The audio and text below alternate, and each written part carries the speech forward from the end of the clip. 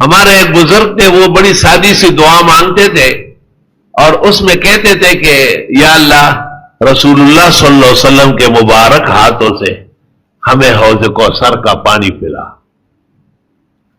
میں کبھی کبھی سوچتا تھا کہ اللہ قیامت کا دن ہوگا اور آدم علیہ السلام سے لے کے قیامت کے اخیر تک کائنات ہوگی، 120 صفحے ہوگی، 80 صفحے خالی محمد رسول اللہ صلی اللہ علیہ وسلم کی امت کی ہوگی، باقی 40 صفحے 1,24,000 انبیاء کے لوگوں کی ہوگی۔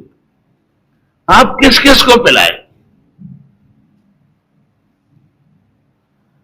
مجھے معصور دعاؤں میں اس وقت تک نہیں ملا، معصور دعا پر پھر تعجب نہیں کر سکتا۔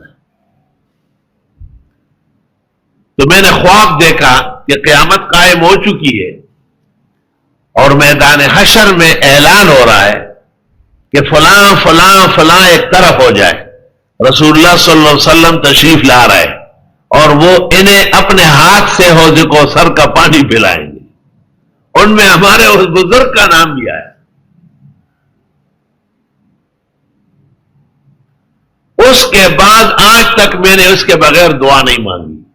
میں بھی دعاؤں میں کہتا ہوں کہ اللہ بروز حشر حضرت صلی اللہ علیہ وسلم کے دست مبارک سے آپ کے حوض کوثر کا پانی پینا نصیب فرما۔